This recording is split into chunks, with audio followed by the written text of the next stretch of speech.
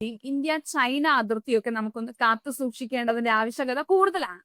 അതുകൊണ്ടാണ് നമ്മൾ ഇങ്ങനെ അതിർത്തി സംരക്ഷണത്തിനായിട്ട് സാറ്റലൈറ്റുകൾ കൂടി വിക്ഷേപിക്കുന്നത്. ഓക്കെ, അപ്പൊ 2021 നമുക്ക് ആദ്യത്തെ യൂണിറ്റ് കിട്ടുവാണ്. ആദ്യത്തെ യൂണിറ്റ് 2021 കിട്ടുവാണ്. ഹായ്, എല്ലാവർക്കും നമസ്കാരം. ഇൻട്രയുടെ മറ്റൊരു കറണ്ട് ഫേസ് ക്ലാസ്സിലേക്ക് വീണ്ടും സ്വാഗതം. അപ്പൊ ഇന്ന് നമ്മള് വളരെ പ്രധാനപ്പെട്ട ഒരു ഹോട്ട് ടോപ്പിക് ആണ് നോക്കാനുള്ളത്. നമ്മുടെ ഹോട്ട് ടോപ്പിക്കിലെ തന്നെ ഏറ്റവും പ്രധാനപ്പെട്ട ഒരു കാര്യമാണ് നമ്മൾ പഠിക്കാൻ പോകും. മറ്റൊന്നുമല്ല, നമ്മൾ കഴിഞ്ഞ കുറച്ച് നാളുകൾക്ക് മുൻപ് വാർത്തയിൽ കണ്ടും കേട്ടും അറിഞ്ഞ ഒരു ടോപ്പിക്, ഓപ്പറേഷൻ സിന്ധൂർ. എന്താണ് ഓപ്പറേഷൻ സിന്ധൂർ എന്ന് പറയുന്നത്?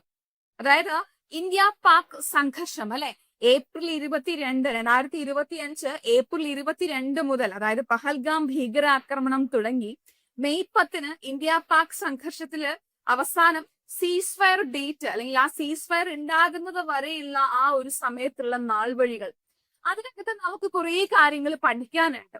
നമ്മുടെ എക്സാം പോയിന്റ് ഓഫ് വ്യൂവിൽ കുറെ കാര്യങ്ങൾ നമ്മൾ അറിഞ്ഞിരിക്കേണ്ടതുണ്ട്.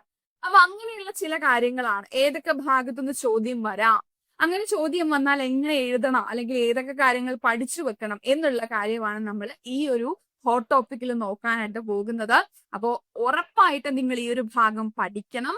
ഇന്ത്യ പ്രത്യേകമായിട്ട് ഒരുപാട് നമുക്ക് ഇന്ത്യയുടെ പ്രത്യേക ആയുധങ്ങൾ അല്ലെ, S-400 പോലെയുള്ള ആയുധങ്ങളെ കുറിച്ച് നമുക്ക് പഠിക്കാനുണ്ട്. നമ്മുടെ പ്രതിരോധ സംവിധാനങ്ങളെ കുറിച്ച് നമുക്ക് പഠിക്കാനുണ്ട്. അപ്പൊ അതെന്ത് ചെയ്യുക, ഓർത്ത് വെക്കുക. ഓക്കെ, ശരി. അപ്പൊ നമുക്ക് ക്ലാസ്സിലേക്ക് പോകാം. നമുക്കൊന്നെല്ലാം ഒന്ന് നോക്കി വരാം. ആദ്യം നമുക്ക് പറയുമ്പോൾ പഹൽഗാം ഭീകരാക്രമണം മുതലാണ് ഈ ഒരു സംഭവം സ്റ്റാർട്ട് ചെയ്യുന്നത്. 2025 ഏപ്രിൽ 22 കശ്മീരിൽ ഭീകരാക്രമണം ഉണ്ടാവുകയാണ് അല്ലെ. കുറച്ചുകൂടി വ്യക്തമായിട്ട് പറഞ്ഞാൽ മിനി സ്വിറ്റ്സർലാൻഡ് എന്നറിയപ്പെടുന്ന പഹൽഗാമിലെ ബൈസരൻ ആ ഒരു പ്രദേശം നിങ്ങൾ ഓർത്തു വെക്കണം. മിക്കവാറും ഈ പ്രധാനപ്പെട്ട സംഭവങ്ങളൊക്കെ ഉണ്ടാകുന്ന ആ ഒരു പ്ലേസ് പേര് ചോദിക്കാറുണ്ട്. ഇപ്പൊ COVID-19 പൊട്ടിപ്പുറപ്പെട്ട സ്ഥലം ഏതാണ് എന്നൊക്കെ ചോദിച്ചിട്ടുണ്ട്. അപ്പൊ അതുപോലെ ബൈസരൻ, മിനി സ്വിറ്റ്സർലൻഡ് എന്നറിയപ്പെടുന്ന പഹൽഗാമിലെ ബൈസരനിലെ പുൽമേടിലാണ് 40ഓളം വരുന്ന വിനോദസഞ്ചാര സംഘത്തെ വളഞ്ഞ് 7 അംഗ ഭീകര സംഘം എന്ത് ചെയ്തത്, വെടിവെച്ചത്.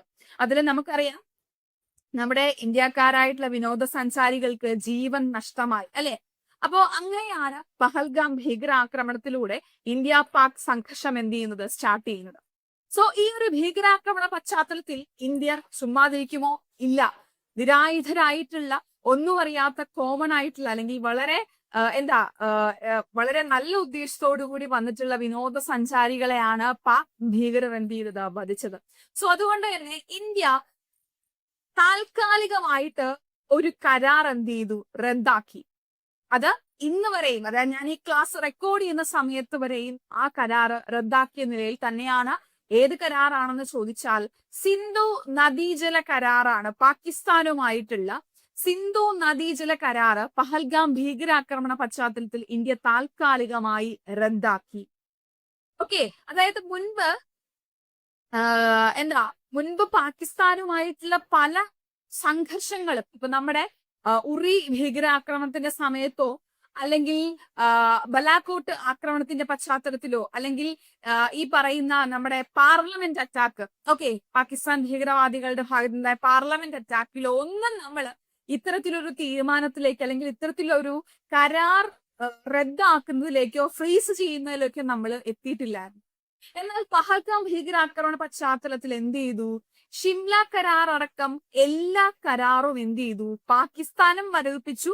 നമ്മള് സിന്ധു നദീജല കരാർ എന്ത് ചെയ്തു, മരവിപ്പിച്ചു. സിന്ധു നദീജല കരാർ മരവിപ്പിക്കുമ്പോൾ പാകിസ്ഥാന് ദൂരെ കൂടിയ പ്രത്യാഘാതങ്ങളാണ് ഉണ്ടാകുന്നത്. കാരണം ആ ഒരു പാകിസ്ഥാൻ എന്ന് പറയുന്നത് പാകിസ്ഥാന്റെ ഒരു മെയിൻ വാട്ടർ റിസോഴ്സ് ആണ്, അല്ലെങ്കിൽ വാട്ടർ സോഴ്സ് ആണ് സിന്ധു നദി നിന്ന് വരുന്ന ആ ഒരു ജലം എന്ന് പറയുന്നത്. നിങ്ങൾക്കറിയാം കരാറ് പ്രകാരം സിന്ധു ജലം, ഓക്കെ, ജലം, ഇൻഡസ്, അതുപോലെ തന്നെ ചെനാബ്, ഓക്കെ, സിന്ധു, ജലം, ചിനാബ്, ഈ 3 നദികളും ആർക്കാണ്, പാകിസ്ഥാനാണ്. നിങ്ങളത് CJI എന്ന് പഠിച്ചു വെക്കുക. ചീഫ് ജസ്റ്റിസ് ഓഫ് ഇന്ത്യയെ നമ്മള് ചുരുക്കി CJI എന്നാണ് പറയുന്നത് അല്ലെ. അപ്പൊ ചെനാബ്, ജലം, ഇൻഡസ് 3 നദികളും ആർക്കാണ്, പാകിസ്ഥാനാണ്. അതുപോലെ തന്നെ രവി, ബിയാസ്, സത്ലജ് ആർക്കാണ്, ഇന്ത്യക്കാണ്. ഓക്കെ, അപ്പൊ നോക്കിക്കേ, യുദ്ധകാലത്ത് പോലും ഇന്ത്യ പുനഃപരിശോധിക്കാത്ത ഉടമ്പടി എന്താണ് സിന്ധു നദീജല കരാർ. ഞാൻ നിങ്ങൾക്ക് ഒരു ചെറിയ ഇൻഫർമേഷൻ മാത്രമാണ് തരുന്നത്. പക്ഷെ നിങ്ങൾ സ്റ്റാറ്റിക് പോയിന്റിൽ, നിങ്ങൾ സ്റ്റാറ്റിക് GKയിൽ നിങ്ങൾ സിന്ധു നദീജല കരാർ എന്താണെന്ന് പഠിക്കുന്നുണ്ട്. നിങ്ങൾ അവിടെ കുറച്ചുകൂടി ഡീപ്പായിട്ട് ഇത് നോക്കിക്കോണം. സിന്ധു നദീജല കരാർ ചോദിക്കും. ഓക്കെ, അപ്പൊ ഇന്ത്യയിൽ ഉത്ഭവിച്ച് പാകിസ്ഥാനിലേക്ക് ഒഴുകുന്ന സിന്ധു, അതിന്റെ പോഷക നദികൾ എന്നിവയിലെ ജലവിനിയോഗം സംബന്ധിച്ച ഉടമ്പടിയാണ്. നമ്മുടെ ഇന്ത്യയിൽ ഉത്ഭവിച്ച് പാകിസ്ഥാനിലേക്ക് ഒഴുകുന്ന സിന്ധു. അപ്പൊ സിന്ധുവിന്റെ പോഷക നദികൾ ഉണ്ട് അല്ലെ, നമ്മൾ നേരത്തെ പറഞ്ഞതുപോലെ ജനാബ്, സത്ലജ്, രവി, ബിയാസ് എന്നൊക്കെ പറയുന്ന സിന്ധുവിന്റെ പോഷക നദികൾ. അതിൽ ജലവിനിയോഗം സംബന്ധിച്ച ഇന്ത്യയും പാകിസ്ഥാനും തമ്മിലുള്ള ഉടമ്പടിയാണ് സിന്ധു നദീജല കരാർ എന്ന് പറയുന്നത്. 1960 സെപ്റ്റംബർ 19 ഡേറ്റ് ഓർത്ത് വെച്ചോടാ ചോദിക്കും. 1960 സെപ്റ്റംബർ 19 പാകിസ്ഥാനിലെ കറാച്ചിയിൽ അന്നത്തെ ഇന്ത്യൻ പ്രധാനമന്ത്രി ജവഹർലാൽ നെഹ്റുവും പാക് പ്രസിഡന്റ് അയൂബ് ഖാനും ചേർന്നാണ് സിന്ധു നദീജല കരാർ ഒപ്പുവെക്കുന്നത് 1960. അപ്പൊ ഈ ഒരു ഉടമ്പടിക്ക് മധ്യസ്ഥത വഹിച്ച അല്ലെങ്കിൽ മുൻകൈ എടുത്തത് വേൾഡ് ബാങ്ക് ആണ്, ലോക ബാങ്കാണ് ഈ ഒരു ഉടമ്പടിക്ക് എന്ത് ചെയ്തത്, മുൻകൈ എടുത്തിട്ടുണ്ടായിരുന്നത്. അങ്ങനെ പാക് ഭീകരാക്രമണ പശ്ചാത്തലത്തില്, പഹൽഗാം ഭീകരാക്രമണ പശ്ചാത്തലത്തില് ഇന്ത്യ എന്ത് ചെയ്തു, ഈ ഒരു സിന്ധു നദീജല കരാറ് താൽക്കാലികമായിട്ട് റദ്ദാക്കി. ഈ കരാർ മരവിപ്പിച്ച ഇന്ത്യൻ നടപടിയെ ജലയുദ്ധം എന്ന് പാക് ഊർജമന്ത്രി ഒവൈസ് അഹമ്മദ് ഖാൻ ലഹരി വിശേഷിപ്പിക്കുകയും ചെയ്തിട്ടുണ്ടായിരുന്നു. ഒവൈസ് അഹമ്മദ് ഖാൻ ലഹരി ഇന്ത്യയുടെ ഈ ഒരു നീക്കത്തെ എന്താണ് വിശേഷിപ്പിച്ചത്, ജലയുദ്ധം എന്ന് വിശേഷിപ്പിച്ചു. അതിനുശേഷം നിങ്ങൾക്കറിയാം ഇന്ത്യയില് ഒരു യുദ്ധ സമാനമായിട്ടുള്ള സാഹചര്യം ഉണ്ടായി. അങ്ങനെ ഈ പഹൽഗാം ഭീകരാക്രമണത്തെ തുടർന്നുള്ള പ്രതിസന്ധിയില് പാക് അതിർത്തിയിലേക്ക് നമ്മുടെ ഇന്ത്യൻ വിമാനവാഹിനി കപ്പൽ നമ്മളെ സ്വന്തമായിട്ട് ഇന്ത്യ തദ്ദേശീയമായിട്ട് വികസിപ്പിച്ച, അതിൽ നമ്മൾ മലയാളികൾക്ക് കുറച്ചുകൂടി അഭിമാനിക്കാനുണ്ട്. കാരണം INS വിക്രാന്ത് എന്ന് പറയുന്നത് നമ്മുടെ സ്വന്തം കൊച്ചിൻ ഷിപ്പ്യാർഡിലാണ് നിർമ്മാണം പൂർത്തിയാക്കിയത് അല്ലെ. അപ്പൊ അതും കൂടി ഒന്ന് ഓർത്ത് വെച്ചേക്കണം, ആ രീതിയിലും കൂടെ ചോദ്യം വരാൻ ചാൻസ് ഉണ്ട്. ഓക്കെ, അപ്പോ INS വിക്രാന്ത് കൊച്ചിൻ കപ്പൽ നിർമ്മാണശാലയിൽ നിർമ്മിച്ച് 2022 സെപ്റ്റംബറിൽ കമ്മീഷൻ ചെയ്ത INS വിക്രാന്ത് ഇന്ത്യൻ പാക് സംഘർഷത്തെ തുടർന്ന് പാക് അതിർത്തിയിലേക്ക് എന്ത് ചെയ്തിട്ടുണ്ടായിരുന്നു, എത്തിയിട്ടുണ്ടായിരുന്നു. ഓക്കെ, അപ്പൊ ഇന്ത്യ തദ്ദേശീയമായിട്ട് നിർമ്മിച്ച വിമാനവാഹിനി കപ്പലാണ്, യുദ്ധ വിമാനവാഹിനി കപ്പലാണ് INS വിക്രാന്ത് എന്ന് പറയുന്നത്. ഓക്കെ, 262 മീറ്റർ നീളവും 59 മീറ്റർ വീതിയും 30 നോട്ടിക്കൽ മൈൽ വേഗതയുമാണ് INS വിക്രാന്തിനുള്ളത്. 262 മീറ്റർ നീളവും 59 മീറ്റർ വീതിയും 30 നോട്ടിക്കൽ മൈൽ വേഗതയുമാണ് INS വിക്രാന്തിനുള്ളത്. ലോകത്തെ ഏറ്റവും മികച്ച 10 വിമാനവാഹിനി കപ്പലുകളിൽ ഒന്നാണ് INS Vikrant. INS Vikrant commission ചെയ്ത 6 മാസത്തിനകം എന്ത് ചെയ്തിട്ടുണ്ടായിരുന്നു, യുദ്ധവിമാനം ലാൻഡ് ചെയ്ത് റെക്കോർഡൊക്കെ സൃഷ്ടിച്ചിട്ടുണ്ടായിരുന്നു. കാരണം അമേരിക്കയ്ക്ക് ഇതുപോലെ യുദ്ധവിമാനവാഹിനി കപ്പലുണ്ടെങ്കിലും കമ്മീഷൻ ചെയ്ത് ഏകദേശം 1-2 വർഷം കഴിയുമ്പോഴാണ് അവർ യുദ്ധവിമാനം ലാൻഡ് ചെയ്യിക്കുന്നത്. പക്ഷെ INS വിക്രാന്തിന്റെ കാര്യം അങ്ങനെയല്ല, കമ്മീഷൻ ചെയ്ത് ആഫ്റ്റർ 6 months എന്ത് ചെയ്തു, യുദ്ധവിമാനം നമ്മൾ ലാൻഡ് ചെയ്തു, സക്സസ്ഫുൾ ആയിട്ട് ലാൻഡ് ചെയ്ത് റെക്കോർഡ് നേടിയിട്ടുണ്ടായിരുന്നു. ഓക്കെ, അതുപോലെ തന്നെ നിങ്ങൾക്കറിയാം സിന്ധു നദീജല കരാർ മരവിപ്പിക്കാൻ ഇന്ത്യ തീരുമാനിച്ചതിന് പിന്നാലെ ഉറി ഡാം എന്ത് ചെയ്തു, ഇന്ത്യ തുറന്നു വിട്ടിട്ടുണ്ടായിരുന്നു. അപ്പൊ ജലം നദിയിലാണ് ഉറി ഡാം സ്ഥിതി ചെയ്യുന്നത്. അവിടെ നമുക്ക് സ്റ്റാറ്റിക് ടോപ്പിക്കിൽ നിന്ന് എന്ത് ചെയ്യാം, ചോദ്യം വരാം. ഉറി ഡാം എവിടെയാണ് സ്ഥിതി ചെയ്യുന്നത് എന്ന രീതിയിൽ ചോദിക്കാം. ഉറി ഡാം സ്ഥിതി ചെയ്യുന്നത് ജലം നദിയിലാണ്. അപ്പൊ ഉറി ഡാം തുറന്നു വിടാനായിട്ട് എന്ത് ചെയ്തു, ഇന്ത്യ തീരുമാനിച്ചിട്ടുണ്ടായിരുന്നു. ഓക്കെ, ഇനി മറ്റൊരു കാര്യം ഇതിലേക്ക് നമുക്ക് വരാം. അതിനു മുൻപ് അപ്പൊ നമ്മള് ഈ ഒരു പഹൽഗാം ഭീകരാക്രമണത്തിന് ശേഷം നമ്മുടെ രാജ്യം ഏറ്റവും കൂടുതൽ ചോദിച്ചത് ആ ഭീകരാക്രമണത്തിൽ വധിക്കപ്പെട്ടവർക്ക് വേണ്ടിയിട്ടുള്ള നീതിയാണ്. സോ അതിന്റെ മറുപടിയായിട്ട് ഇന്ത്യൻ സൈന്യം പാക് ഭീകര കേന്ദ്രങ്ങളിൽ അല്ലെങ്കിൽ പാക് ഭീകരവാദികളുടെ കേന്ദ്രങ്ങളിൽ ഒരു മിന്നൽ ആക്രമണം നടത്തി 2025 മെയ് 7. ആ മിന്നൽ ആക്രമണത്തിന് നമ്മൾ നൽകിയ പേര് അല്ലെങ്കിൽ ഇന്ത്യയുടെ പ്രധാനമന്ത്രി നൽകിയ പേരാണ് ഓപ്പറേഷൻ സിന്ധൂർ എന്ന് പറയുന്നത്. ഇന്ത്യയുടെ പ്രധാനമന്ത്രി ശ്രീ നരേന്ദ്രമോദിയാണ് ഈ പേര് ഈ ഒരു മിന്നലാക്രമണത്തിന് നൽകിയിട്ടുണ്ടായിരുന്നത്. അത് നിങ്ങൾക്ക് അറിയാൻ എന്താണ് ആ പേര് നൽകിയത് അല്ലെ, സിന്ധൂരം മായ്ക്കപ്പെട്ട നമ്മുടെ ഇന്ത്യൻ വനിതകളോടുള്ള ആ ഒരു ആദരസൂചകമായിട്ട് ഓപ്പറേഷൻ സിന്ധൂർ എന്ന ഈ ഒരു മിന്നലാക്രമണത്തിന് പേര് നൽകി. ഈ ഒരു മിന്നലാക്രമണത്തില് ഇന്ത്യയുടെ കര, നാവിക, വ്യോമസേനകൾ സംയുക്തമായിട്ടാണ് ഈ ആക്രമണം നടത്തിയത് അല്ലെ. 2025 മെയ് 7 നമ്മൾ കേൾക്കുന്നത് എന്താണ്? ഓപ്പറേഷൻ സിന്ധൂർ. പുലർച്ചെ ഈ വാർത്ത കേട്ടാണ് നമ്മൾ എല്ലാവരും എഴുന്നേറ്റത്. ഓപ്പറേഷൻ സിന്ധൂർ അല്ലെ. അപ്പൊ കോട്ട്ലി, ബഹ്വാൽപൂർ, മുസാഫറാബാദ്, മുറിഡ്കെ എന്നിവിടങ്ങളിലാണ് ആക്രമണം നടന്നത്. പാക് ഭീകര കേന്ദ്രങ്ങളാണ്. കാരണം ഇന്ത്യ അന്നും ഇന്നും പറയുന്ന ഒരു കാര്യമാണ്, ഇന്ത്യക്ക് യുദ്ധം പാകിസ്ഥാനോടല്ല, പാകിസ്ഥാൻ ഫണ്ട് ചെയ്യുന്ന ഭീകരവാദത്തോടാണ് അല്ലെ. അപ്പൊ അതുകൊണ്ട് തന്നെ ഇന്ത്യയുടെ ലക്ഷ്യം എന്ന് പറയുന്നത് ഒരിക്കലും പാകിസ്ഥാനിലെ സാധാരണക്കാരായ ജനങ്ങളല്ല. എപ്പോഴും എന്താണ്? പാകിസ്ഥാനിലെ ഭീകരവാദ കേന്ദ്രങ്ങളാണ്. അപ്പൊ 2016 നടന്ന ഉറി സർജിക്കൽ സ്ട്രൈക്ക് നിങ്ങൾക്ക് അറിയാം അല്ലെ. ഉറി സർജിക്കൽ സ്ട്രൈക്ക് ചില ആളുകൾക്കെങ്കിലും ഓർമ്മയുണ്ടായിരിക്കും. പുതുതായിട്ട് വന്നിട്ടുള്ള കുട്ടികൾക്ക് ചിലപ്പോൾ അറിയില്ലായിരിക്കും. 2016 ഇതുപോലെ നമ്മുടെ ഇന്ത്യൻ സേന ഒരു ഈ പാക് ഭീകരാക്രമണത്തിനെതിരായിട്ട് ഒരു സർജിക്കൽ സ്ട്രൈക്ക്, പെട്ടെന്നൊരു സ്ട്രൈക്ക് നടത്തി എന്ത് ചെയ്തിട്ടുണ്ടായിരുന്നു? നമ്മുടെ ലോകത്തിന് മുന്നിൽ ഒരു വലിയൊരു മാതൃകയായി മാറിയിട്ടുണ്ടായിരുന്നു. ഭീകരവാദത്തിന് സീറോ ടോളറൻസ് ആണ് ഇന്ത്യ കാണിക്കുന്നത് കേട്ടോ. അപ്പൊ 2019 ബലാക്കോട്ട് വ്യോമാക്രമണത്തിനും പിന്നാലെ ആണ് ഇത്തരത്തിലൊരു മിന്നലാക്രമണം ഇന്ത്യ നടത്തുന്നത്. Operation Sindoor 2025 May 7.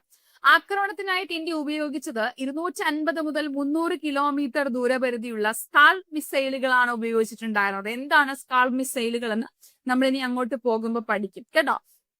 അപ്പൊ ആക്രമണത്തിന് ഉപയോഗിച്ചത് 250 to 300 കിലോമീറ്റേഴ്സ് ആ ഒരു ദൂരപരിധിയുള്ള സ്കാൾപ് മിസൈലുകളാണ്. ഓക്കെ, ഇനി ഓപ്പറേഷൻ സിന്ധൂർ കഴിഞ്ഞതിന് ശേഷം നമുക്ക് മറുപടിയുമായി, അല്ലെങ്കിൽ എന്തായിരുന്നു ഓപ്പറേഷൻ സിന്ധൂറിൽ നടന്നിട്ടുണ്ടായിരുന്നത് എന്നുള്ള കാര്യങ്ങള് വിശദീകരിക്കാനായിട്ട് 2 ധീര വനിതകളെയാണ് ഇന്ത്യ നിയമിച്ചത്. ഒന്ന് കേണൽ സോഫിയ ഖുറേഷിയും മറ്റൊന്ന് വിംഗ് കമാൻഡർ വ്യോമിക സിംഗും. ഒന്ന് colonel Sofia Qureshi, 2 wing commander Vyomika Singh. ഈ 2 വനിതകളാണ് ഓപ്പറേഷൻ സിന്ധൂറിന്റെ നടപടി വിശദീകരിച്ചിട്ടുണ്ടായിരുന്നത്. ഓക്കെ, അപ്പൊ കേണൽ സോഫിയ ഖുറേഷിയെ കുറിച്ച് നോക്കുവാണെങ്കിൽ ഇന്ത്യൻ ആർമിയിലെ കോർ ഓഫ് സിഗ്നൽസ് വിഭാഗത്തിലെ ഉദ്യോഗസ്ഥയാണ് സോഫിയ ഖുറേഷി എന്ന് പറയുന്നത്. ഗുജറാത്തിലെ വഡോദര സ്വദേശിയാണ് ആരെന്ന് പറയുന്നത്? സോഫിയ ഖുറേഷി എന്ന് പറയുന്നത്. ഓക്കെ, അപ്പോ ആർമി ഉദ്യോഗസ്ഥരൊക്കെ ഉള്ള കുടുംബത്തിലാണ് സോഫിയ ഖുറേഷി ജനിക്കുന്നത്. നമ്മുടെ UN പീസ് കീപ്പിംഗ് ഓപ്പറേഷൻസിൽ സേവനം അനുഷ്ഠിച്ചിട്ടുള്ള വ്യക്തിയാണ് സോഫിയ ഖുറേഷി എന്ന് പറയുന്നത്. ഇനി വിംഗ് കമാൻഡർ വ്യോമിക സിംഗ് എന്ന് പറയുന്നത് നമ്മുടെ ഇന്ത്യൻ വ്യോമസേനയിലെ പൈലറ്റ് ആണ്. ആര്? വിംഗ് കമാൻഡർ വ്യോമിക സിംഗ് എന്ന് പറയുന്നത്.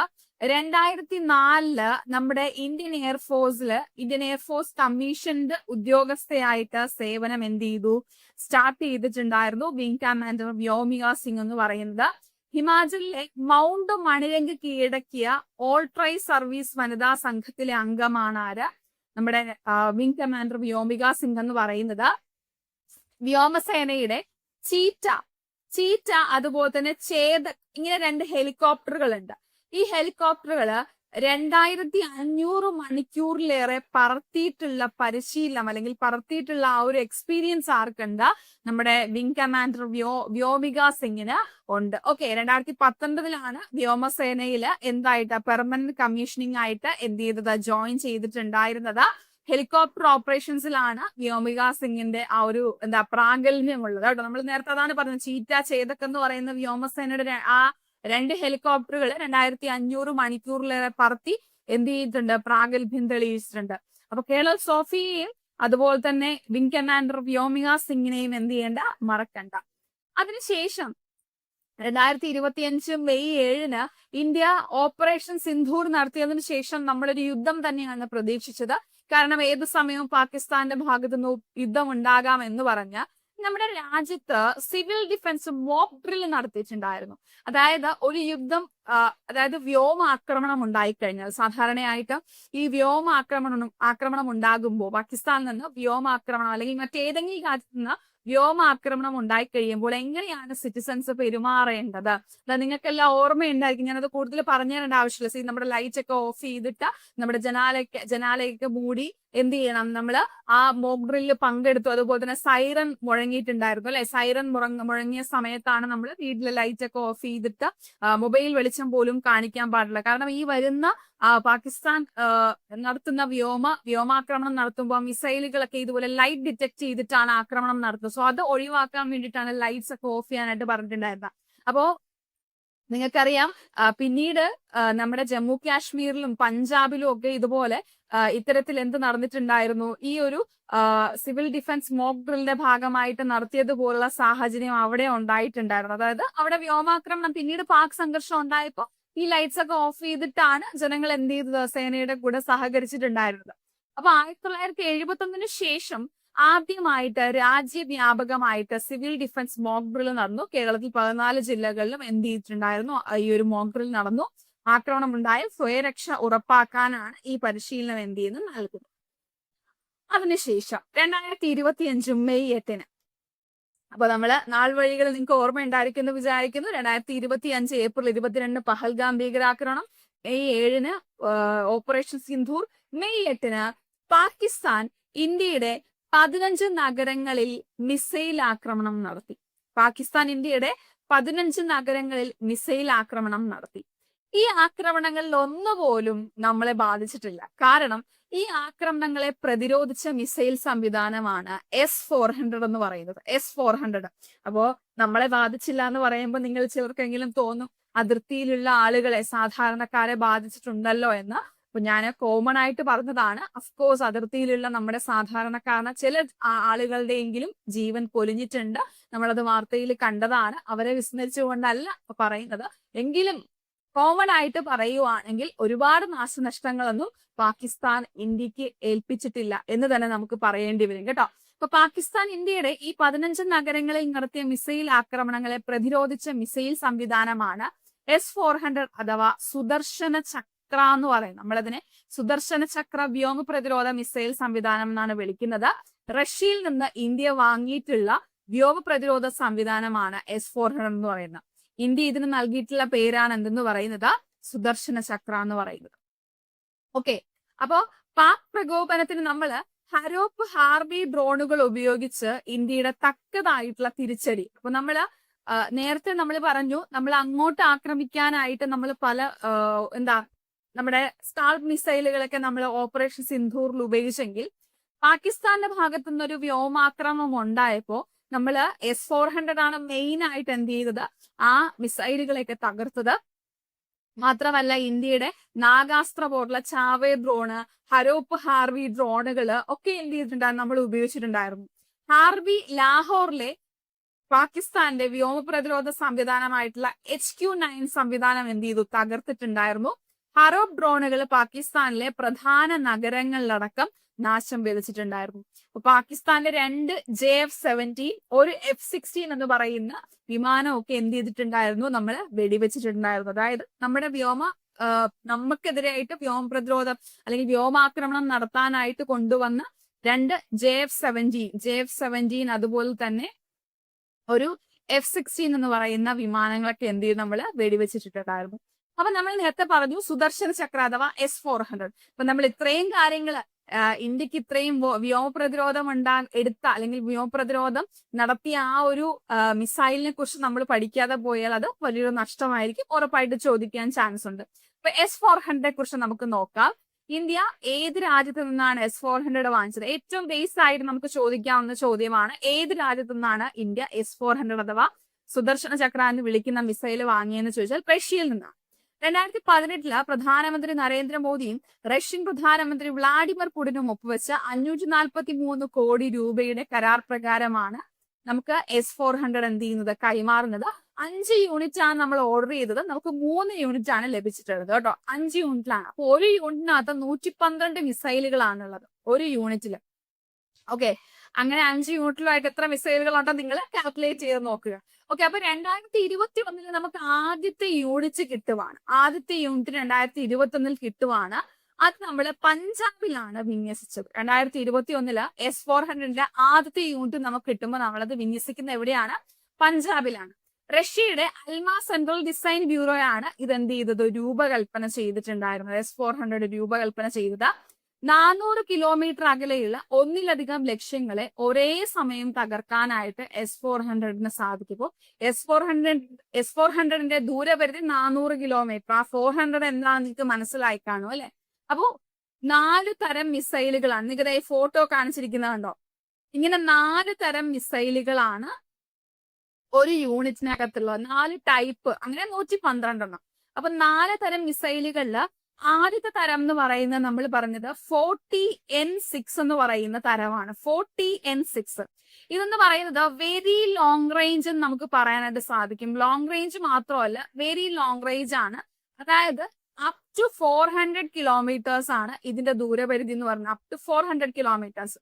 അടുത്തെന്ന് പറയുന്നത് 48N6 ആണ്. ഇതിനെ നമുക്ക് എന്ത് പറയാം? ലോങ് റേഞ്ച് മിസൈൽ നമുക്ക് പറയാം. ലോങ് റേഞ്ച് മിസൈൽ ആണ് എന്തെന്ന് പറയുന്നത്? 48NB എന്ന് പറയുന്ന ലോങ് റേഞ്ച് മിസൈൽ ആണ്. ഇതിന് 250 കിലോമീറ്റേഴ്സ് ആണ് ഇതിന്റെ ദൂരപരിധി എന്ന് പറയുന്നത്. 48NBയുടെ ദൂരപരിധി 250 കിലോമീറ്റേഴ്സ് ആണ്. അടുത്ത നമുക്ക് പറയാൻ പറ്റുന്നത് 9M96E2 ആണ്. 9M96E2 ആണ്. ഇതെന്ന് പറയുന്നത് മീഡിയം റേഞ്ച് ആണ് കേട്ടോ. മീഡിയം റേഞ്ച് ആണ് ഈ മിസൈൽ എന്ന് പറയുന്നത്. മീഡിയം റേഞ്ച് ആണ്. 120 കിലോമീറ്റേഴ്സ് ആണ് ഇതിന്റെ ദൂരപരിധി എന്ന് പറയുന്നത്. നെക്സ്റ്റ് വൺ എന്ന് പറയുന്നത് 9M96E ആണ്. 9M മറ്റത് 120 കിലോമീറ്റേഴ്സിന്റെ 9M96E2 ഉണ്ടെങ്കിൽ ഇത് 9M96E ആണ്. ഇതെന്ന് പറയുന്നത് ഷോർട്ട് റേഞ്ച് ആണ്. 4ാമത്തെ മിസൈൽ ഷോർട്ട് റേഞ്ച് ആണ്. അപ് ടു 40 കിലോമീറ്റേഴ്സ് ആണ് ഇതിന്റെ ദൂരപരിധി എന്ന് പറയുന്നത്. അപ്പൊ 4 ടൈപ്പ് മിസൈലുകൾ. വെരി ലോങ് റേഞ്ച് 400 കിലോമീറ്റേഴ്സ് ഉണ്ട്. ലോങ് റേഞ്ച് എന്ന് പറയുമ്പോൾ 250 കിലോമീറ്റേഴ്സ് ആണ്. അതിന് താഴെ 120 കിലോമീറ്റേഴ്സ്. ഇനി ഷോർട്ട് റേഞ്ച് എന്ന് പറയുമ്പോൾ 40. നിങ്ങളോട് ചിലപ്പോൾ ചോദിക്കുന്നത് 40 to 400 കിലോമീറ്റേഴ്സ് ദൂരപരിധിയുള്ള 4 ടൈപ്പ് മിസൈലുകൾ. അങ്ങനെ നിങ്ങളൊന്ന് ഓർത്തു വെക്കുക. ഇതെല്ലാം കൂടി ഓർത്തു വെക്കാൻ നിങ്ങൾക്ക് പറ്റില്ലെങ്കിൽ 40 മുതൽ 400 വരെ ദൂരപരിധിയുള്ള 4 തരം മിസൈലുകളാണ് ഒരു യൂണിറ്റ് S-400 പഠിച്ചു വെക്കുക. ഓക്കെ, ഇനി നമുക്ക് ബാക്കിയുള്ള മിസൈലുകളെ കുറിച്ചൊന്ന് നോക്കാം. നോക്കിക്കേ, ആകാശ് മിസൈൽ. ആകാശ് മിസൈലിനെ കുറിച്ച് ഞാൻ നിങ്ങൾക്ക് പറഞ്ഞു തരേണ്ട ആവശ്യമില്ല. ഞാൻ എപ്പോഴും നിങ്ങളോട് പറയുന്നതാണ്.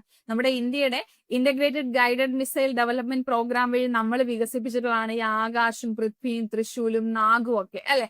അപ്പൊ ആകാശ് എന്ന് പറയുന്നത് 60,000 അടി വരെ ഉയരത്തിൽ പറക്കുന്ന ഭീഷണികളെ തകർക്കാൻ സാധിക്കുന്നതാണ് ആകാശ് മിസൈൽ എന്ന് പറയുന്നത്. ശബ്ദത്തെക്കാൾ 2 മടങ്ങ് വേഗം 30 കിലോമീറ്റർ ആണ് ആകാശിന്റെ ദൂരപരിധി എന്ന് പറയുന്നത് കേട്ടോ. 30 കിലോമീറ്റർ ആണ്. അപ്പോൾ തദ്ദേശീയമായിട്ട് വികസിപ്പിച്ച റേഡിയോ ഫ്രീക്വൻസി സ്പീക്കറിന്റെ കൃത്യതയാണ് ആകാശിനുള്ളത്. മഴയിലായിരുന്നാലും മൂടൽ മഞ്ഞിലായിരുന്നാലും വെയിലിലും പകലിലും രാത്രിയിലും ഒക്കെ പ്രവർത്തന സജ്ജമാണ് ആകാശ് എന്ന് പറയുന്നത്. ഇനി ബരാക് 8 എന്ന് പറയുന്നത് ദീർഘദൂര മിസൈലുകളെ തകർക്കുന്ന കരുത്താണ് ബരാക് 8. ഇവിടെ കാണാൻ പറ്റും. ദീർഘദൂര മിസൈലുകളെ തകർക്കാൻ സാധിക്കും. കരയിൽ നിന്ന് ആകാശത്തേക്ക് തൊടുക്കാവുന്ന ദീർഘദൂര മിസൈലാണ് ബരാക് 8 എന്ന് പറയുന്നത്. കരയിൽ നിന്ന് ആകാശത്തേക്ക് തൊടുക്കാം. ഇനി ഇന്ത്യൻ നാവികസേനയും DRDOയും ചേർന്ന് ഇസ്രായേലുമായിട്ട് സഹകരിച്ചാണ് ബരാക് 8 വികസിപ്പിക്കുന്നത്. അപ്പൊ നിങ്ങളോട് ചോദിക്കാം, ബരാക് 8ന്റെ വികസനവുമായിട്ട് സഹകരിച്ച രാജ്യം ഏതാണെന്ന് ചോദിച്ചാൽ ഇസ്രായേലാണ്. നമ്മുടെ ഇന്ത്യൻ നാവികസേനയും DRDOയും ഇസ്രായേലുമായിട്ട് സഹകരിച്ചാണ് ബരാക് 8 എന്ത് ചെയ്തിരിക്കുന്നത്? വികസിപ്പിച്ചിരിക്കുന്നത്. 275 കിലോ ഭാരം, 60 കിലോ പോർമുന വഹിക്കാനായിട്ട് ഇതിന് സാധിക്കും കേട്ടോ. യുദ്ധവിമാനങ്ങൾ, ക്രൂയിസ് ബാലിസ്റ്റിക് മിസൈലുകൾ, ഡ്രോണുകൾ എന്നിവ തകർക്കാനായിട്ട് ബരാക് 8ന് സാധിക്കും. ശബ്ദത്തെക്കാൾ 2 മടങ്ങ് വേഗമുണ്ട് ബരാക് 8ന്. ഇനി സ്കാൽപ് മിസൈൽ, നമ്മൾ നേരത്തെ ഓപ്പറേഷൻ സിന്ധൂറിന് വേണ്ടി സ്കാൽപ് മിസൈലുകൾ യൂസ് ചെയ്തു നമ്മൾ പറഞ്ഞു അല്ലെ. നോക്കിക്കേ, സ്കാൽപ് മിസൈൽ എന്ന് പറയുന്നത് വളരെ ലക്ഷ്യം കൃത്യതയോടെ തകർക്കാനായിട്ട് സാധിക്കും. നമ്മൾ എത്ര ആൾക്കൂട്ടം ഉണ്ടെങ്കിലും ഒരാൾക്ക് നേരെയാണ് മിസൈൽ വിടുന്നതെങ്കിൽ ആ ആൾക്ക് നേരെ വളരെ കൃത്യതയോടുകൂടി പതിക്കാനായിട്ട് സാധിക്കുന്നതാണ് സ്കാൽപ് മിസൈല്. ആകാശത്ത് നിന്ന് വിക്ഷേപിക്കുന്ന ക്രൂസ് മിസൈലാണ് സ്കാൽപ് മിസൈൽ എന്ന് പറയുന്നത്. റഫാൽ, സുഖോയ്, മിറാഷ് വിമാനങ്ങളിൽ ഇത് ഘടിപ്പിക്കാനായിട്ട് സാധിക്കും. ഇൻഫ്രാറെഡ് സിഗ്നലുകളുടെ സഹായത്തോടു കൂടിയാണ് ലക്ഷ്യം കണ്ടെത്തുന്നത്. 1300 കിലോഗ്രാം ആണ് ഇതിന്റെ ഭാരം. 500 കിലോമീറ്റർ ആണ്. 500 കിലോമീറ്റർ ആണ് ഇതിന്റെ ദൂരപരിധി എന്ന് പറയുന്നത്. ഇനി ഹരോപ്പ് ഡ്രോൺ, നമ്മൾ നേരത്തെ പറഞ്ഞു ഹരോപ്പ് ഹാർവി ഡ്രോണുകളാണ് പാകിസ്ഥാനിലെ പല കേന്ദ്രങ്ങളും എന്ത് ചെയ്ത് തകർത്തെന്ന് പറഞ്ഞു അല്ലെ. അപ്പൊ ആന്റി റേഡിയേഷൻ സെൻസറിന്റെ സഹായത്തോടുകൂടി ലക്ഷ്യം കണ്ടെത്തുന്നവയാണ് ഹരോപ്പ് ഡ്രോണുകൾ എന്ന് പറയുന്നത്. ഇലക്ട്രോ ഓപ്റ്റിക്കൽ, ഇൻഫ്രാറെഡ് സെൻസറുകൾ, ക്യാമറയുടെ പ്രവർത്തനം എന്നിവ ഈ ഒരു ഹരോപ്പ് ഡ്രോണിലുണ്ട്. ഏതു കാലാവസ്ഥയിലും രാത്രിയിലും പകലും 9 മണിക്കൂർ വരെ തുടർച്ചയായിട്ട് പ്രവർത്തിക്കാൻ ഹരോപ്പ് ഡ്രോണിന് സാധിക്കും. 1000 കിലോമീറ്റർ വരെ പ്രവർത്തന ദൂരം ഇതിനുണ്ട്, ഹരോപ്പ് ഡ്രോണിനുണ്ട്. ഇനി hammer missile GPS, infrared imaging, laser targeting സാങ്കേതിക വിദ്യയിലൂടെയാണ് ഹാമർ മിസൈൽ പ്രവർത്തിക്കുന്നത്. ബങ്കറുകൾ അടക്കം ലക്ഷ്യമിട്ട് തകർക്കും. 340 കിലോ എന്തുണ്ട്, ഭാരമുണ്ട്. 31 മീറ്റർ നീളം ഇതിനുണ്ട്. ഏതിന്, ഹാമർ മിസൈലിനുണ്ട്. അപ്പൊ ഞാൻ ഇത് ജസ്റ്റ് ഒന്ന് വായിച്ചു പോയിട്ടേ ഉള്ളൂ. ഇതിൽ ഏറ്റവും പ്രധാനപ്പെട്ട നിങ്ങൾ ഒന്ന് പരിചയപ്പെടുക. ഓക്കെ, ഈ പറയുന്ന മിസൈലുകളെ ഒന്ന് പരിചയപ്പെടുക എന്നുള്ളതാണ് ഇതെന്ത് ചെയ്തത്, വായിച്ച് വിട്ടിട്ടുണ്ടായിരുന്നത്. ഓക്കെ, അപ്പൊ നിങ്ങൾ ഒന്നുകൂടി ഇതൊന്ന് വായിച്ചു നോക്കുക. നിങ്ങളുടെ ഈ ക്ലാസ് കഴിഞ്ഞതിന് ശേഷം നോട്ട് എടുക്കുക. നോട്ട് എടുത്തിട്ട് ഒന്നുകൂടെ വായിച്ചു നോക്കുമ്പോൾ നിങ്ങൾക്ക് എവിടെയെങ്കിലും ഒക്കെ എന്ത് ചെയ്യും, കണക്ഷൻ കിട്ടും. അതിനുശേഷം നമുക്ക് ക്വസ്റ്റ്യൻസ് കൊണ്ടുവരാം കേട്ടോ. ഈ മിസൈലുകളെ കുറിച്ചൊക്കെ ഏതെങ്കിലും ഒക്കെ 2-3 ക്വസ്റ്റ്യൻസും കൂടെ ചെയ്ത് കഴിയുമ്പോൾ നിങ്ങൾക്ക് എന്ത് ചെയ്യും, കറക്റ്റ് ആയിട്ട് കിട്ടും. ഒന്നുമില്ല, കൂടുതലൊന്നും പഠിക്കേണ്ട, ഇതിന്റെ പേര് പഠിച്ചു വെച്ചാൽ മതി. ഇവിടെ നിങ്ങൾക്ക് വലിയ മിസൈൽ ടെക്നോളജിയിലെ ചോദ്യങ്ങളൊന്നും ചോദിക്കാൻ ചാൻസ് ഇല്ല. ചോദിക്കുന്ന ചിലപ്പോൾ നിങ്ങൾക്ക് സ്റ്റേറ്റ്മെന്റ് വൈസ് ആയിട്ട് ചോദിച്ചിട്ട് ഈ ദൂരപരിധി ചോദിക്കാം. ഈ മിസൈലുകളുടെ ദൂരപരിധി ഞാൻ നേരത്തെ പറഞ്ഞ S-400 കുറിച്ചൊക്കെ ചോദിക്കുകയാണെങ്കിൽ 40 to 400 കിലോമീറ്റേഴ്സ് ദൂരപരിധിയാണ് S-400 എന്ന് ചോദിക്കാം. ഇപ്പൊ സ്കാൽപ് മിസൈൽ, അതുപോലെ ബരാക് 8 കുറിച്ച് ചോദിക്കുകയാണെങ്കിൽ ഏത് രാജ്യമാണ് സഹകരിക്കുന്നതെന്ന് ചോദിക്കാം. അതുപോലെ തന്നെ സ്കാൽപ് മിസൈലിനെ കുറിച്ചാണ് ചോദിക്കുന്നതെങ്കിൽ ഇതൊരു ക്രൂയിസ് മിസൈൽ ആണെന്ന് നിങ്ങൾ ആദ്യം അറിഞ്ഞിരിക്കണം. സ്കാൽപ് മിസൈൽ ഇൻഫ്രാറെഡ് സിഗ്നലുകളുടെ സഹായത്തോടുകൂടിയാണ് ലക്ഷ്യം കണ്ടെത്തുന്നതെന്ന് ഓർത്തിരിക്കണം. ഹരോപ്പ് ഡ്രോൺ ആണെങ്കിൽ എന്താ, ഇലക്ട്രോ ഒപ്റ്റിക്കൽ, ഇൻഫ്രാറെഡ് സെൻസറുകൾ ഉപയോഗിച്ചാണ് പ്രവർത്തിക്കുന്നത്. ഇങ്ങനെയുള്ള കോമൺ ആയിട്ടുള്ള ചില പോയിന്റുകളുണ്ട്, അതൊന്ന് അറിഞ്ഞിരിക്കേ വേണ്ടോ കേട്ടോ. അപ്പൊ ഇതെല്ലാം കൂടെ കണ്ട് നിങ്ങൾ പേടിക്കേണ്ട. അടുത്തത് നാഗാസ്ത്ര 1 എന്ന് പറയുന്ന ഇന്ത്യയുടെ ചാവേ ഡ്രോൺ. ഇത് നിങ്ങളൊന്ന് നോക്കി വെക്കണം. കാരണം ഇടയ്ക്ക് നമ്മൾ സയൻസ് ആൻഡ് ടെക്നോളജിയിലും പഠിച്ച കാര്യമാണ്. ലക്ഷ്യത്തിലേക്ക് ഇടിച്ചു കയറി ആക്രമണം നടത്താനായിട്ട് നാഗാസ്ത്രയ്ക്ക് സാധിക്കും. നാഗ്പൂരിലെ സോളാർ ഇൻഡസ്ട്രീസ് AI സാങ്കേതിക വിദ്യയിലൂടെ വികസിപ്പിച്ചെടുത്തതാണ് നാഗാസ്ത്ര 1 എന്ന് പറയുന്നത്. ശബ്ദമില്ലാതെ താണു പറക്കും. അതുകൊണ്ട് നാഗാസ്ത്രയെ കണ്ടുപിടിക്കുന്നത് ഇച്ചിരി വെല്ലുവിളിയുള്ള കാര്യമാണ് കേട്ടോ. അപ്പോ നാഗാസ്ത്ര 1 എന്ന് പറയുന്നത് നമ്മൾ തദ്ദേശീയമായിട്ട് വികസിപ്പിച്ച ചാവേ ഡ്രോൺ ആണ്. AI സാങ്കേതിക വിദ്യയിൽ പ്രവർത്തിക്കുന്നതാണ്. നമ്മുടെ മിസൈലുകൾ മാത്രം പഠിച്ചാൽ മതിയോ? ഇന്ത്യ പ്രതിരോധ സംവിധാനങ്ങൾ മിസൈലിലൂടെ മാത്രമാണ് തീർക്കുന്നത്? ഒരിക്കലുമല്ല കേട്ടോ. ഇന്ത്യക്ക് ഒരുപാട് സ്പൈ സാറ്റലൈറ്റുകൾ ഉണ്ട്. നമ്മളതിനെ ചാര സാറ്റലൈറ്റുകൾ, ചാര ഉപഗ്രഹങ്ങൾ എന്ന് പറയും അല്ലെ. കാരണം നമ്മള് കരയിൽ മാത്രം നമ്മള് പ്രതിരോധം തീർത്താൽ പോരാ. നമുക്ക് പല കാര്യങ്ങളും നമുക്ക് അതിർത്തി സംരക്ഷണത്തിനായിട്ട് നമ്മൾ കൂടുതലും യൂസ് ചെയ്യുന്നത് സാറ്റലൈറ്റുകളാണ്. സോ ഇത് നമുക്കൊരു ചാര സാറ്റലൈറ്റ് എന്ന് പറയാനായിട്ട് സാധിക്കില്ലെങ്കിലും 2025 മെയ് 18 ISRO വിക്ഷേപിച്ചു. പക്ഷെ വിക്ഷേപണം പരാജയമായിരുന്നു. എങ്കിലും നമ്മളൊന്ന് ഓർത്തിരിക്കേണ്ട നല്ലതായിരിക്കും കേട്ടോ. പെട്ടെന്ന് നോക്കാം. അപ്പൊ ISROയുടെ ഒരു ഭൗമ നിരീക്ഷണ ഉപഗ്രഹമാണ് റിസാറ്റ് 1B അഥവാ EOS-09 എന്ന് പറയും. PSLV C-61 റോക്കറ്റിൽ നിന്നാണ് ഇതെന്ത് ചെയ്തത്, വിക്ഷേപിച്ചിട്ടുണ്ടായിരുന്നത്. ഇതിന്റെ മെയിൻ പോയിന്റ് എന്താണെന്ന് ചോദിച്ചു കഴിഞ്ഞാൽ നമ്മുടെ ചെറിയ വസ്തുക്കൾ കണ്ടെത്തുന്നതിനും വിശാലമായിട്ടുള്ള നിരീക്ഷണത്തിനും, അതായത് നമ്മുടെ അതിർത്തി, തീരപ്രദേശ നിരീക്ഷണം എന്നിവ കാര്യക്ഷമമാക്കാനായിട്ട് സാധിക്കും. നമ്മുടെ പ്രത്യേകിച്ച് ഇന്ത്യ-പാക് അതിർത്തിയും ഇന്ത്യ-ചൈന അതിർത്തിയും ഒക്കെ നമുക്കൊന്ന് കാത്തു സൂക്ഷിക്കേണ്ടതിന്റെ ആവശ്യകത കൂടുതലാണ്. അതുകൊണ്ടാണ് നമ്മൾ ഇങ്ങനെ അതിർത്തി സംരക്ഷണത്തിനായിട്ട് സാറ്റലൈറ്റുകൾ കൂടി വിക്ഷേപിക്കുന്നത്. കാശ്മീരിന് ചൈനയുമായും പാകിസ്ഥാനുമായുള്ള അതിർത്തി വീക്ഷിക്കാൻ ഭൂസ്ഥിര ഭ്രമണപഥത്തിലാണ് റിസാറ്റ് 1B നമ്മൾ സ്ഥാനം ഉറപ്പിക്കാനായിട്ട് ഉദ്ദേശിച്ചത്. ശത്രുക്കളുടെ അസാധാരണവും ദുരൂഹവുമായിട്ടുള്ള നീക്കങ്ങൾ, നുഴഞ്ഞുകയറ്റം, അതിർത്തി പ്രദേശങ്ങളിലെ നിർമ്മാണ പ്രവർത്തനങ്ങൾ എന്നിവ സദാസമയം നിരീക്ഷിക്കാനായിട്ടും ഈ ഒരു റിസാറ്റ് 1Bക്ക് സാധിക്കും. പക്ഷേ എന്ത് ചെയ്തില്ല, ദൗത്യം പരാജയമായിരുന്നു എന്നോർത്തു വെക്കുക കേട്ടോ. അതുകൊണ്ടാണ് ഞാൻ കൂടുതൽ അന്ന് എക്സ്പ്ലെയിൻ ചെയ്ത് പറയാത്തത്. പരാജയപ്പെട്ട ദൗത്യം നമുക്ക് അങ്ങനെ അങ്ങ് പഠിക്കേണ്ട ആവശ്യമില്ല. പക്ഷെ എങ്കിലും സിന്ദൂറിന്റെ ഭാഗമായിട്ട് അല്ലെങ്കിൽ നമ്മുടെ പ്രതിരോധ സംവിധാനത്തിന്റെ ഭാഗമായിട്ട് കൂടി വിക്ഷേപിച്ച സാറ്റലൈറ്റ് ആയതുകൊണ്ടാണ് ജസ്റ്റ് ഒന്ന് പറഞ്ഞു പോകുന്നത് കേട്ടോ. ഇനി നമുക്ക് പാകിസ്ഥാനിൽ നിന്ന് ഏറ്റവും കൂടുതൽ നേരിടേണ്ടി വന്ന പാകിസ്ഥാൻ ഇന്ത്യ സംഘർഷം നിലനിന്ന സമയത്ത് നമുക്ക് നേരിടേണ്ടി വന്നത് ഡ്രോൺ ആക്രമണങ്ങളാണ്. ഒരുപാട് ഡ്രോണുകൾ നമ്മൾ തകർത്തിട്ടുണ്ടായിരുന്നു. പാകിസ്ഥാൻ നമ്മുടെ സേന തകർത്തിട്ടുണ്ടായിരുന്നു. അപ്പോ ഈ ഡ്രോൺ ആക്രമണം ഒരു പ്രധാന യുദ്ധതന്ത്രമായ സാഹചര്യത്തില് നമ്മൾ ഒരു പുതിയ മിസൈൽ സംവിധാനം എന്ത് ചെയ്തു, നമ്മൾ പരീക്ഷിച്ചു. അങ്ങനെ 2025 മെയ്യിൽ ഇന്ത്യ പരീക്ഷണ വിജയം നേടി. നമ്മൾ തദ്ദേശീയമായി നിർമ്മിച്ച anti drone short range missile. അപ്പൊ ഇതൊരു മിസൈലാണ്, ഷോർട്ട് റേഞ്ച് മിസൈലാണ്. ആന്റി ഡ്രോണുകളെ തകർക്കാനായിട്ട് സാധിക്കുന്ന മിസൈൽ, അതായത് അല്പം താഴ്ന്നു പറക്കാനൊക്കെ സാധിക്കുന്ന മിസൈലാണ്, അല്ലെങ്കിൽ അല്പം താഴ്ന്നു തന്നെ നമുക്ക് തൊടുത്തുവിടാൻ സാധിക്കുന്നതാണ് ഭാർഗവാസ്ത്ര എന്ന് പറയുന്നത്. ഭാർഗവാസ്ത്ര നാഗ്പൂർ ആസ്ഥാനമായിട്ടുള്ള Solar Defence and Aerospace Limited ആണ് ഈ ഭാർഗവാസ്ത്ര എന്ത് ചെയ്തത്, നിർമ്മിച്ചത്. അപ്പൊ ഇന്ത്യ തദ്ദേശീയമായി നിർമ്മിച്ച ആന്റി ഡ്രോൺ ഷോർട്ട് റേഞ്ച് മിസൈലാണ് ഭാർഗവാസ്ത്ര. ഇനി പഹൽഗാം ആക്രമണത്തിന് പിന്നാലെ പാക് ഭീകരർക്ക് നേരെ ഇന്ത്യ നടത്തിയ ഓപ്പറേഷൻ സിന്ധൂറിന് ശേഷം വനത്തിൽ ഒളിച്ചിരുന്ന ലഷ്കർ ഭീകരരെ ലക്ഷ്യമിട്ട് നടത്തിയ സൈനിക നടപടിയുടെ പേരാണ് ഓപ്പറേഷൻ കെല്ലർ എന്ന് പറയുന്നത്. Operation Keller. ഇനി ഓപ്പറേഷൻ നാദറുമുണ്ട്. ഓപ്പറേഷൻ നാദർ എന്ന് പറയുന്നത് പഹൽഗാം ഭീകരാക്രമണത്തിന് സഹായം നൽകിയ ആസിഫ് ഷെയ്ഖ് അടക്കം 3 ഭീകരരെ വധിച്ച നമ്മുടെ സേനയുടെ നടപടിയാണ് ഓപ്പറേഷൻ നാദർ. ഇപ്പൊ രണ്ടും പാക് ഭീകരരെ വധിച്ച ഇന്ത്യൻ സേനയുടെ നടപടിയാണ്.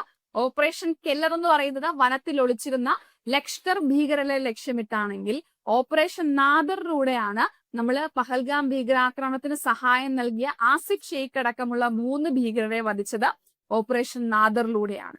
ഓക്കെ, ഇപ്പൊ പഹൽഗാം ഭീകരാക്രമണത്തിൽ പങ്കാളിത്തമുള്ള ഒരു ഭീകരനെ അടക്കം 3 ഭീകരരെ ജമ്മു കാശ്മീരിലെ പുൽവാമയിൽ സൈന്യം വധിച്ചതായിട്ട് എന്ത് ചെയ്തു പറഞ്ഞു. അതാണ് ആസിഫ് ഷെയ്ഖ് അടക്കം 3 പേരെ വധിച്ചു നമ്മൾ പറഞ്ഞത് ഓപ്പറേഷൻ നാദറിൽ.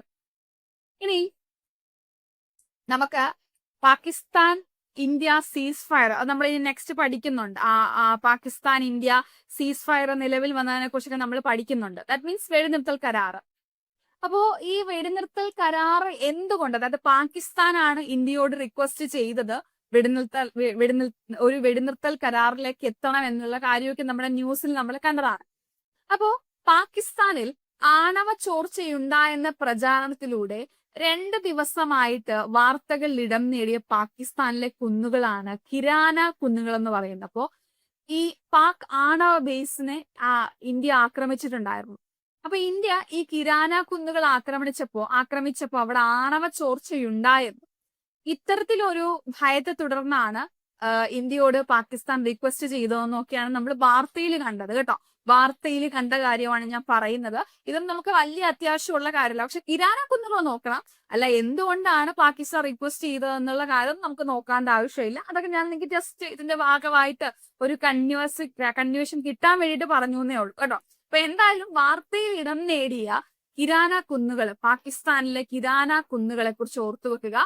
പാക് പഞ്ചാബ് പ്രവിശ്യയിലുള്ള സർഗോദ ജില്ലയിലാണ് കറുത്ത കുന്നുകൾ എന്നറിയപ്പെടുന്ന കിരാന കുന്നുകളെ സ്ഥിതി ചെയ്യുന്നത്. പാക് പഞ്ചാബ് പ്രവിശ്യയിലാണ് പാക് പഞ്ചാബ് പ്രവിശ്യയിലുള്ള സർഗോദ ജില്ലയിലാണ് കറുത്ത കുന്നുകൾ എന്നറിയപ്പെടുന്ന കിരാന കുന്നുകൾ സ്ഥിതി ചെയ്യുന്നത്. അതുപോലെ തന്നെ പാക് ഇന്ത്യ സംഘർഷം നടക്കുന്ന സമയത്ത് നിങ്ങൾക്കറിയാം, ഒരുപാട് നാളായിട്ട് പാകിസ്ഥാനില് സ്വതന്ത്ര രാഷ്ട്രം വേണമെന്ന് പറയുന്ന അവിടുത്തെ പ്രവിശ്യയാണ് ബലൂചിസ്ഥാൻ എന്ന് പറയുന്നത്. ബലൂചിസ്ഥാൻ ഇപ്പൊ 2025 മെയ്യിൽ സ്വതന്ത്ര രാഷ്ട്രമായിട്ട് പ്രഖ്യാപിച്ചു ബലൂചിസ്ഥാൻ. അപ്പൊ ഈ ഒരു ആക്രമണം നടക്കുന്ന പശ്ചാത്തലത്തിൽ, ഇന്ത്യ പാക് സംഘർഷം നടക്കുന്ന പശ്ചാത്തലത്തില് ബലൂചിസ്ഥാൻ എന്ത് ചെയ്തു, സ്വതന്ത്ര രാഷ്ട്രമായിട്ട് അവിടുത്തെ ഈ ഒരു സ്വതന്ത്ര രാഷ്ട്രത്തിന് വേണ്ടിയിട്ട് വാദിക്കുന്ന ബലൂചിസ്ഥാൻ ലിബറേഷൻ ആർമി എന്ന് പറയുന്ന ഒരു സംഘടനയുണ്ട്. വിമോചന സമരത്തിന് നേതൃത്വം നൽകുന്ന ബലൂചിസ്ഥാൻ ലിബറേഷൻ ആർമി ഉണ്ട്. അപ്പൊ ഈ ബലൂചിസ്ഥാൻ ലിബറേഷൻ ആർമി BLA ആണ് ഈ ഒരു പ്രവിശ്യ ബലൂചിസ്ഥാനെ സ്വതന്ത്രമായിട്ട് എന്ത് ചെയ്തത്, പ്രഖ്യാപിച്ചത്. പാകിസ്ഥാന്റെ തെക്കു പടിഞ്ഞാറുള്ള ഏറ്റവും വലിയ പ്രവിശ്യയാണ് ബലൂചിസ്ഥാൻ എന്ന് പറയുന്നത്. ഇനി നെക്സ്റ്റ് വൺ, ഇന്ത്യ പാകിസ്ഥാനെതിരായിട്ട് ഓപ്പറേഷൻ സിന്ധൂർ നടത്തിയപ്പോ നമ്മൾ പറഞ്ഞു മെയ് 8 തിരിച്ച് അവർ എന്ത് ചെയ്തു, നമ്മുടെ ഇന്ത്യ ആക്രമിച്ചു. അപ്പൊ അതിനുശേഷം ഇന്ത്യക്കെതിരായിട്ടുള്ള ആക്രമണത്തിന് പാകിസ്ഥാൻ പേര് നൽകിയെന്ന് പറയപ്പെടുന്ന പേരാണ് ഓപ്പറേഷൻ ബുന്യാൻ ഉൽ മർസൂസ് എന്ന് പറയുന്നത്. ഓപ്പറേഷൻ ബുന്യാൻ ഉൽ മർസൂസ് ഇന്ത്യക്കെതിരായിട്ടുള്ള ആക്രമണത്തിന് പാകിസ്ഥാൻ നൽകിയ പേര് എന്ന് റിപ്പോർട്ട് ചെയ്തതാണ് ബുന്യാൻ അൽ മർസൂസ് എന്ന് പറയുന്നത്. നമ്മൾ നേരത്തെ ഭാർഗവാസ്ത്ര കണ്ടു അല്ലെ, ഭാർഗവാസ്ത്രം നമ്മൾ കണ്ടിട്ടുണ്ടായിരുന്നു. അതുപോലെ തന്നെ അതായത് ഞാൻ നിങ്ങളോട് പറഞ്ഞു, ഡ്രോൺ ആക്രമണം ഒരു യുദ്ധതന്ത്രമായ സാഹചര്യത്തിലാണ് നമുക്ക് കൂടുതൽ ഡ്രോണുകളെ തകർക്കാനായിട്ടുള്ള ശേഷി വേണം എന്നുള്ള രീതിയിൽ ഡ്രോണുകളെ ആക്രമിക്കാനായിട്ടുള്ള ഷോർട്ട് റേഞ്ച് മിസൈൽ ആയിട്ടുള്ള ഭാർഗവാസ്ത്രം നമ്മൾ പരീക്ഷിച്ചു. അതുപോലെ തന്നെ 2025 മെയ്യിൽ ബ്രഹ്മോസ് മിസൈൽ നിർമ്മാണ യൂണിറ്റ് നമ്മുടെ ഉത്തർപ്രദേശിലെ ലക്നൌവില് നിലവിൽ വന്നു. ബ്രഹ്മോസ് മിസൈൽ നിർമ്മാണ യൂണിറ്റ്. അതായത് എന്തിനാണ് ഇത് ഇവിടെ ചേർത്താൻ ചോദിച്ചാൽ, ഇതും ഇന്ത്യയുടെ പ്രതിരോധ മേഖല ശക്തിപ്പെടുത്തുന്നതിന്റെ ഭാഗമായിട്ടാണ് ബ്രഹ്മോസ് മിസൈൽ നിർമ്മാണ യൂണിറ്റ് ഒക്കെ നമ്മൾ പുതുതായിട്ട് കൊണ്ടുവന്നത്. ലോകത്തിലെ ഏറ്റവും വേഗതയേറിയ സൂപ്പർസോണിക് ക്രൂയിസ് മിസൈലാണ് ബ്രഹ്മോസ് എന്ന് പറയുന്നത്. റഷ്യ ഇന്ത്യ സഹകരണത്തിന്റെ ഭാഗമായിട്ട് വികസിപ്പിച്ചതാണ് ബ്രഹ്മോസ് ക്രൂയിസ് മിസൈൽ എന്ന് പറയുന്നത്. അന്തർവാഹിനി അഥവാ സബ്മറൈൻസ്, ഷിപ്പ്, എയർക്രാഫ്റ്റ് എന്നിവയിൽ നിന്നും വിക്ഷേപിക്കാനായിട്ട് സാധിക്കുന്നതാണ് ബ്രഹ്മോസ് മിസൈലുകൾ. റഷ്യയുമായി ചേർന്ന് വികസിപ്പിക്കുന്നു. നമ്മുടെ ബ്രഹ്മപുത്ര, അവരുടെ മോസ്കോ, ഈ നദികളിൽ നിന്നാണ് ബ്രഹ്മോസ് എന്ന പേര് വന്നത്. നമ്മുടെ APJ അബ്ദുൽ കലാം സാർ, അദ്ദേഹമാണ് ഈ പേര് നിർദ്ദേശിച്ചത്. ഫയർ ആൻഡ് ഫോർഗെറ്റ് തത്വത്തിലാണ് ഇത് പ്രവർത്തിക്കുന്നത്. ദാറ്റ് മീൻസ് നിങ്ങൾ ഒരു ലക്ഷ്യത്തിലേക്ക്, ബ്രഹ്മോസിന്റെ പ്രത്യേകത ഇപ്പോഴുള്ള എല്ലാ മിസൈലുകളും അങ്ങനെയാണ്, ഫയർ ആൻഡ് ഫോർഗെറ്റ് ആണ്.